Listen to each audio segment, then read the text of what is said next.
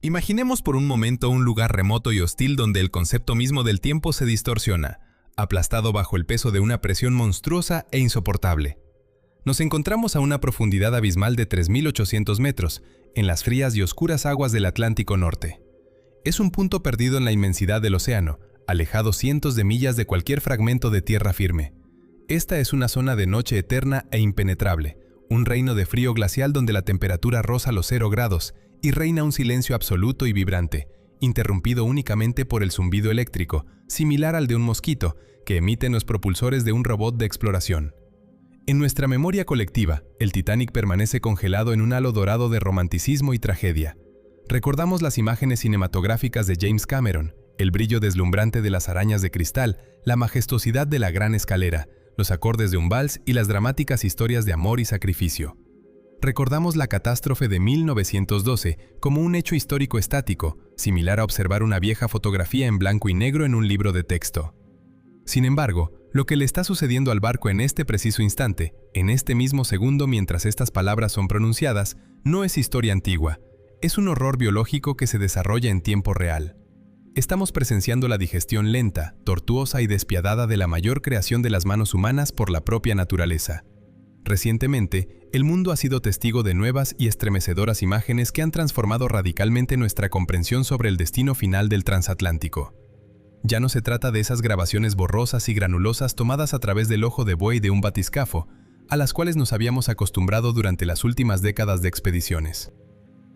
Lo que tenemos ahora es el resultado del trabajo de drones de profundidad autónomos de última generación, equipados con cámaras de resolución 8K y escáneres láser capaces de ver a través de la oscuridad y la turbidez acumulada durante un siglo. Las expediciones de las compañías Magellan Limited y Atlantic Productions han logrado lo que parecía imposible. Han creado lo que denominan un gemelo digital del naufragio. Han escaneado cada milímetro del lecho marino, drenando virtualmente el agua mediante gráficos por computadora para revelar la verdad desnuda. Y lo que descubrieron al acercar la imagen en sus monitores de alta resolución hizo que oceanógrafos, biólogos e historiadores se estremecieran de horror. El análisis visual que abordamos hoy no es apto para románticos de corazón sensible.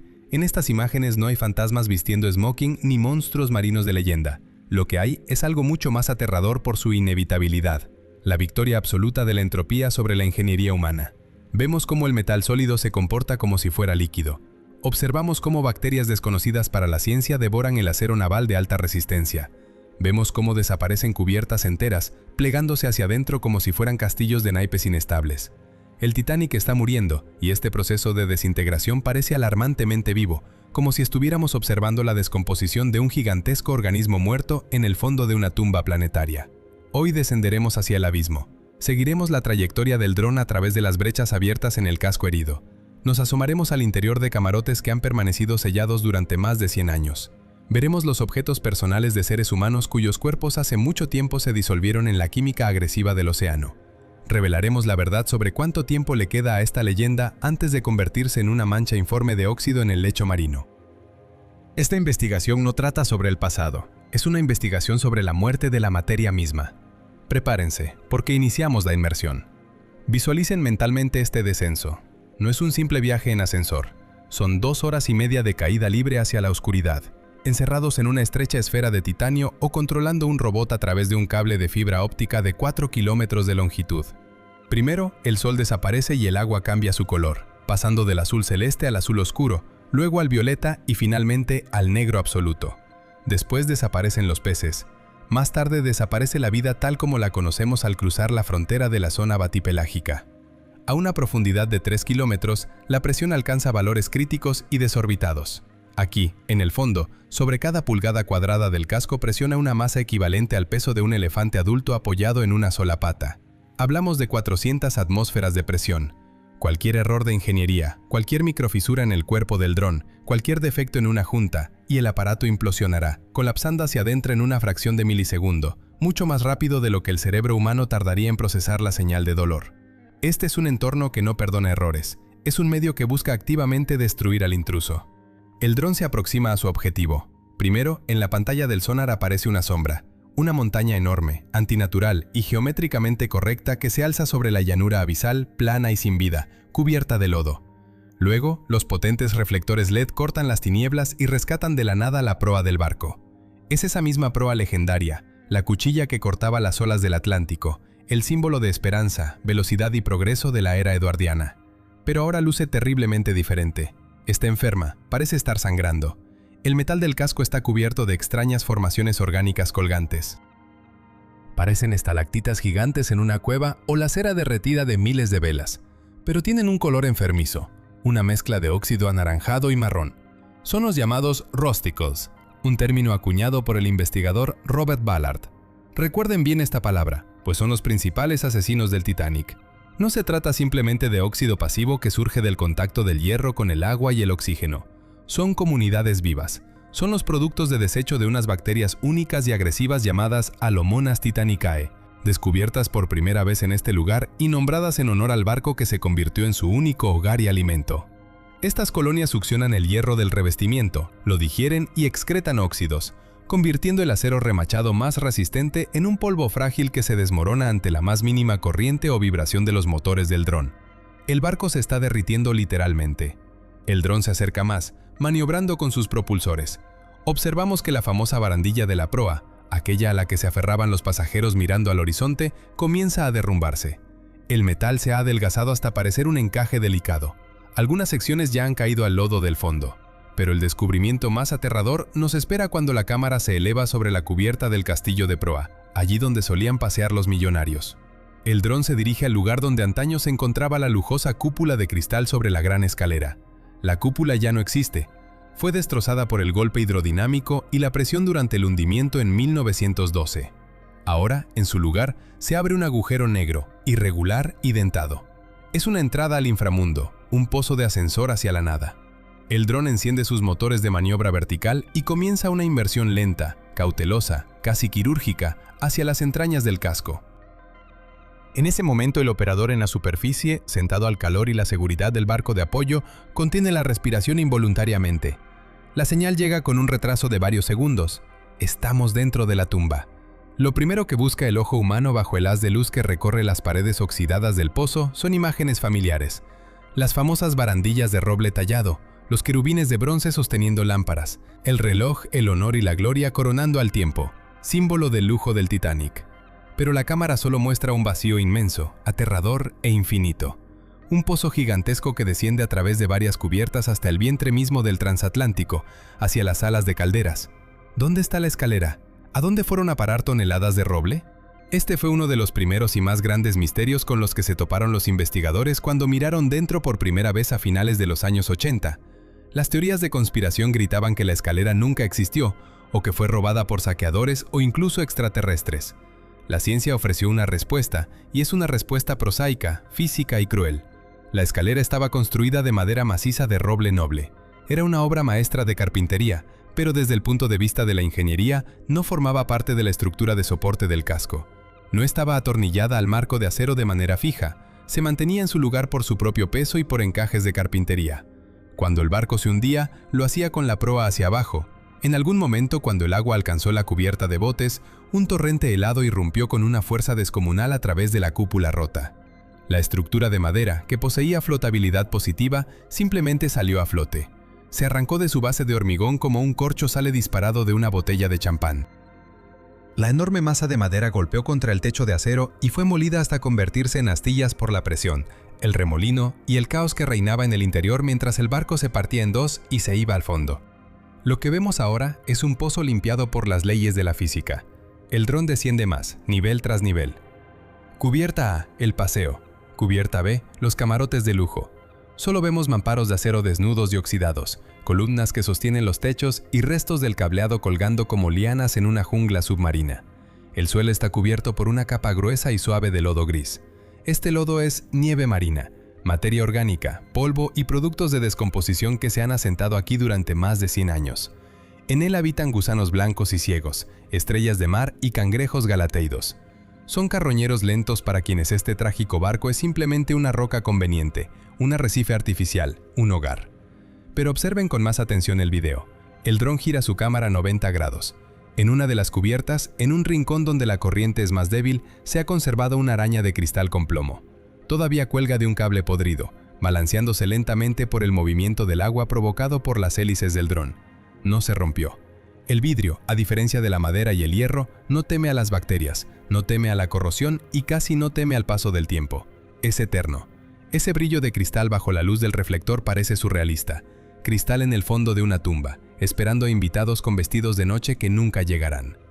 El dron continúa su peligroso movimiento, abriéndose paso por los pasillos estrechos y llenos de escombros de la cubierta de oficiales. Su objetivo es la sala de radio, el santuario de las comunicaciones de principios del siglo XX, el lugar desde donde se lanzó al éter la primera señal de SOS de nuevo formato en la historia, junto con el antiguo código CCUD. El lugar donde los operadores de radio Jack Phillips y Harold Bright, hasta el último minuto, cuando el agua ya les cubría los pies y cortocircuitaba las baterías, seguían tecleando en código Morse, coordinando el rescate con el Carpathia y salvando 700 vidas en los botes. Durante mucho tiempo se creyó que era imposible acceder allí. El techo sobre la sala de radio era demasiado inestable y el riesgo de perder un aparato costoso enredado en los cables era demasiado alto. Pero la corrosión hizo el trabajo por nosotros. El techo se derrumbó, abriendo un acceso desde arriba, como si fuera una casa de muñecas. La cámara se asoma al interior a través de la brecha, y lo que vemos provoca un escalofrío de reconocimiento. El equipo está en su sitio. Vemos los transformadores masivos, vemos los interruptores en la pared, vemos la propia máquina de telégrafo inalámbrico, el sistema Marconi. Era el transmisor más potente de su tiempo, el Internet del año 1912, la cúspide de la tecnología. Fue este aparato el que envió las últimas palabras del Titanic a la eternidad. Sin embargo, el estado de la habitación es catastrófico. Las paredes están cubiertas de rústicles de tal densidad y longitud que parecen las entrañas de algún organismo gigante en descomposición. Las bacterias son aquí especialmente activas, más agresivas que en otros lugares. ¿Por qué? Porque la sala de radio está llena de metales no ferrosos, cobre, latón, plomo. Para la Halomonas titanicae y otros microorganismos, esto es un manjar, un verdadero buffet libre rico en electrones. Los científicos que analizan el flujo de video en tiempo real han notado un detalle aterrador en los monitores. El techo sigue cediendo. Este video del horror del que hablan los expertos es el registro del momento previo a la aniquilación total. Unos pocos años más, tal vez 5, como máximo 10, y los restos de los techos colapsarán definitivamente, sepultando la radio Marconi para siempre, aplastándola como un panqueque y mezclándola con el lodo. Somos la última generación que verá este aparato en su entorno natural. En este preciso momento, los gobiernos de Estados Unidos y el Reino Unido libran feroces batallas legales con la empresa privada RMS Titanic Inc. por el derecho a recuperar este telégrafo. Unos, incluida la NOAA, dicen que es saqueo de una fosa común, una profanación de la memoria de los fallecidos. Otros argumentan que es la única forma de salvar la historia del olvido, de su disolución total. Mientras los jueces con toga golpean sus martillos en Washington, las bacterias en el fondo del Atlántico comen metal. La naturaleza no espera veredictos judiciales. La naturaleza trabaja las 24 horas del día. El dron se desplaza más allá, hacia el camarote del capitán Edward Smith en el lado de estribor. Era una estancia espaciosa con baño privado. Durante mucho tiempo, el símbolo de la sorprendente conservación de los interiores del Titanic fue precisamente esa bañera de porcelana personal del capitán. En las imágenes de la expedición de James Cameron a principios de la década de los 2000, se erigía como un fantasma blanco, intacto y brillante entre los escombros oxidados de tuberías y muebles podridos. Era una imagen icónica, pureza en medio del caos de la destrucción, un símbolo de la intimidad de una vida que se truncó. Pero los nuevos videos obtenidos en las inmersiones de los años 2023 y 2024 han conmocionado al público y a los aficionados a la historia del barco. La bañera casi no se ve. ¿Qué ha ocurrido? ¿La robaron? No, eso es imposible. La cubierta debajo de ella se derrumbó. El acero podrido no soportó el peso de la pesada porcelana y la capa de lodo. La bañera cayó al piso inferior, a las entrañas del barco, donde ya no se puede encontrar entre los escombros, o quedó sepultada por los restos del techo y las paredes derrumbadas del camarote. Esta es una demostración documental, visual y aterradora de la velocidad de la desintegración. En 20 años, un instante para la historia, la imagen ha cambiado radicalmente. El Titanic se está colapsando sobre sí mismo. Los mamparos que sostenían la estructura como un esqueleto se han adelgazado hasta tener el grosor del papel de aluminio. Los pisos se pliegan uno sobre otro, aplastando el espacio. Lo que considerábamos un monumento inamovible es, en realidad, un sistema dinámico que se destruye rápidamente. El barco muere por segunda vez, y esta vez de forma definitiva. Los expertos que analizan los modelos tridimensionales señalan zonas críticas de fatiga. Vemos grietas gigantescas en el casco que no existían hace 10 años.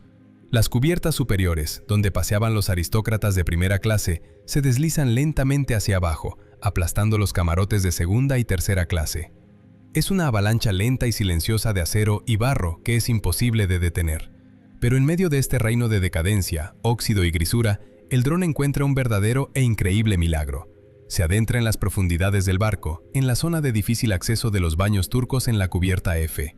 Este era un lugar de lujo exótico, accesible solo para los pasajeros de primera clase, y aquí, en la oscuridad total y absoluta, la cámara capta repentinamente color. Un azul eléctrico brillante, saturado, y un verde esmeralda. Los azulejos.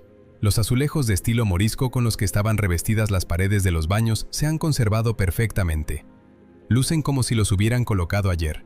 Las bacterias no comen cerámica, el óxido no afecta al esmaltado. La presión no rompe objetos planos pegados a una pared. La madera de teca, de la que estaban hechos los marcos tallados y los bancos de estilo oriental, hace tiempo que se pudrió o fue devorada por gusanos marinos perforadores de madera, pero los azulejos permanecen en su lugar o se han deslizado cuidadosamente hacia la arena conservando su patrón. Es un espectáculo que fascina por su belleza y aterra hasta la médula al mismo tiempo. Patrones orientales alegres y brillantes en el fondo del océano, en el lugar de la muerte masiva de 1500 personas. El dron pasa flotando junto a un panel de distribución eléctrica en el baño. Los interruptores de cobre todavía están en la posición de encendido. La luz estuvo encendida hasta el último instante, hasta que los generadores se ahogaron en agua y explotaron. Allí mismo, medio enterrados en la arena, yacen las tumbonas. La madera desapareció, se disolvió, quedando solo los armazones de bronce. Están alineados en filas ordenadas, como si esperaran a los pasajeros que vendrán a descansar después de un masaje. Esto crea un espeluznante efecto de presencia. Parece que la gente simplemente salió un minuto y volverá en cualquier momento para ocupar sus lugares. El dron abandona el casco destrozado y moribundo y se dirige hacia el llamado campo de escombros. Es una enorme extensión de varios kilómetros cuadrados entre la proa y la popa del barco, sembrada de objetos que se derramaron de la rotura del navío como si cayeran de un saco rasgado. Aquí yacen miles, millones de objetos. Platos con el logotipo de la White Star Line, apilados en montones ordenados. Cayeron de los armarios todos juntos. Botellas de champán y vino sin abrir. La monstruosa presión empujó los corchos hacia el interior de los cuellos, mezclando el vino con agua de mar, pero el vidrio resistió. Marcos de ventanas, lavabos, carbón. Sin embargo, lo más terrible, lo más humano y conmovedor que encuentra la cámara en el fondo son los zapatos. Pares de zapatos. Botas de trabajo pesadas y toscas de los fogoneros, elegantes zapatos de mujer con cordones, botas de charol de aristócratas y lo más insoportable, diminutas sandalias de niños. Yacen de tal manera que parece que todavía los llevan puestos personas invisibles. El izquierdo y el derecho, uno al lado del otro, en una postura natural de reposo. ¿Por qué sucede esto? ¿Dónde están los cuerpos? ¿Dónde están los huesos? La respuesta se encuentra en la química del océano. A esta profundidad, por debajo de los 3000 metros, el agua está insaturada de carbonato de calcio. Es la llamada profundidad de compensación de carbonatos. Esto significa que el agua es agresiva con el calcio, los huesos se disuelven. Los cuerpos humanos que descendieron al fondo en 1912, con o sin chalecos salvavidas, fueron primero devorados rápidamente por peces, crustáceos y bacterias, y los esqueletos se disolvieron químicamente en el agua corrosiva en cuestión de unos pocos años o décadas. Físicamente no quedó nada del ser humano, ni rastro de ADN. Pero el cuero es diferente. El cuero utilizado para el calzado en aquella época estaba curtido. Se trataba con taninos, productos químicos de origen vegetal para darle resistencia. A las bacterias no les gustan los taninos, no son sabrosos, son tóxicos para ellas. El cuero no es comestible para los habitantes marinos. Por lo tanto, cuando vemos un par de botas yaciendo juntas en el fondo en esa postura característica, debemos entender que allí, exactamente en ese punto, yacía un cuerpo. Es una tumba. Los zapatos son lo único que queda de la persona, son su lápida. El video del dron muestra docenas de estos pares esparcidos por el lodo. Es un cementerio sin huesos. Y estas son, quizás, las imágenes más terribles sobre las que gritan los titulares de las noticias. No es sangre ni el horror de la destrucción. Es un testimonio silencioso y mudo de la magnitud de la tragedia que golpea la psique con más fuerza que cualquier película de terror de Hollywood. Cada par de zapatos representa una vida interrumpida, esperanzas no cumplidas, el padre de alguien, la hija de alguien. Volvamos al principal culpable de lo que vemos en la pantalla, al asesino del barco, al óxido que en realidad es vida. En el año 2010, científicos que trabajaban con muestras recuperadas del Titanic descubrieron en el laboratorio algo increíble. En las estalactitas oxidadas vivía una especie de bacteria completamente nueva y desconocida hasta entonces para la ciencia. La llamaron Alomonas titanicae. Estos microorganismos son extremófilos. Viven en la oscuridad total, bajo una presión monstruosa de 400 atmósferas y a una temperatura del agua cercana a los 0 grados, condiciones en las que la mayoría de las bacterias entrarían en anabiosis. Pero estas prosperan, se alimentan de hierro. Literalmente devoran el azufre y el hierro del acero, convirtiendo el metal templado y resistente del casco en un polvo naranja, poroso y frágil que se deshace entre los dedos como una galleta. El proceso continúa las 24 horas del día, sin pausa, desde hace 100 años. Las colonias de bacterias pulsan llenas de vida. Si aceleráramos el video en un lapso de tiempo, veríamos cómo los rústicles crecen, cambian de forma, se hinchan y se desprenden por su propio peso, creando nubes de polvo rojizo, y en su lugar crecen otros nuevos inmediatamente. Según las estimaciones de los microbiólogos, estas bacterias consumen entre 180 y 270 kilogramos de metal al día. Cada día, el Titanic se vuelve más ligero por el peso equivalente a 3 hombres corpulentos. En un año desaparecen toneladas de estructura de soporte. Es una carrera, las bacterias contra la historia. Y las bacterias están ganando por goleada. Las predicciones de los científicos son desalentadoras y matemáticamente precisas. El modelado por computadora muestra que para el año 2030, es decir, muy pronto, el casco del barco perderá su integridad estructural de forma definitiva. Y para esa fecha, las cubiertas superiores se derrumbarán por completo, los costados se plegarán y las majestuosas ruinas se convertirán en un montón informe de chatarra en el fondo. Una mancha de óxido que, con el tiempo, será tragada por la arena. Lo que vemos ahora en los videos de los drones es la agonía final. Estamos documentando la muerte del barco en directo. Dentro de 20 años, estas imágenes ya no se podrán grabar físicamente. El barco, tal como lo conocemos, dejará de existir. En el año 2023, la compañía Magellan Limited llevó a cabo una verdadera revolución tecnológica en la arqueología submarina. No se limitaron a filmar videos bonitos para documentales, realizaron un escaneo tridimensional completo y total del lugar del naufragio. 2 sumergibles, bautizados románticamente como Romeo y Julieta, pasaron más de 200 horas bajo el agua. Navegaron sobre los restos como satélites sobre un planeta. Tomaron 700.000 imágenes desde diferentes ángulos y realizaron millones de mediciones láser. Supercomputadoras en la superficie unieron estas imágenes en un único modelo tridimensional de gran detalle. El resultado desafía a la imaginación. Los científicos pudieron eliminar virtualmente el agua de la imagen. Ahora vemos el Titanic tal como se vería si estuviera en tierra firme, en un desierto, en un día claro y soleado. Lo vemos en su totalidad. Este modelo reveló detalles que habían estado ocultos en la turbidez y la oscuridad durante 100 años. Vimos por primera vez el número de serie en una de las hélices, que estaba oculto en el lodo, lo que permitió identificar definitivamente las piezas. Vimos en todo su esplendor el horror de la popa. La popa, la parte trasera del barco, es el lugar de la destrucción más espantosa. A diferencia de la proa, que planeó hacia el fondo con relativa suavidad, la popa cayó en barrena, conservando aire en su interior. A gran profundidad, el aire explotó, destrozando el casco desde dentro. Al impactar contra el fondo, se aplastó.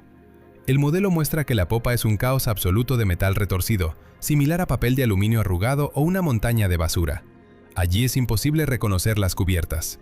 Es una trituradora donde las personas fueron molidas junto con los mamparos y la maquinaria. Es el lugar de la muerte más masiva.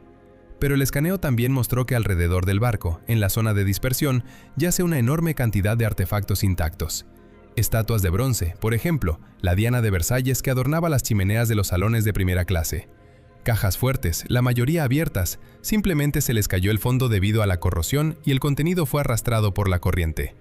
Y por supuesto botellas, miles de botellas de vino, champán y cerveza, yaciendo en la arena como en un escaparate. ¿Para qué necesitamos estas nuevas imágenes, aterradoras y depresivas? ¿Acaso no hemos visto suficiente? ¿No conocemos esta historia de memoria? Estas grabaciones son importantes no solo para la historia y la memoria, son críticamente importantes para la ecología y la ingeniería. El Titanic se ha convertido en un laboratorio natural único en aguas profundas. Al observar cuán rápida y agresivamente las bacterias devoran el metal a tal profundidad y presión, comprendemos qué les espera a otros objetos hundidos. En el océano mundial yacen miles de barcos de la época de la Segunda Guerra Mundial. petroleros con crudo, submarinos alemanes y soviéticos con reactores nucleares, contenedores con armas químicas e hiperita, gas sarín hundido en el Báltico y el Mar Negro.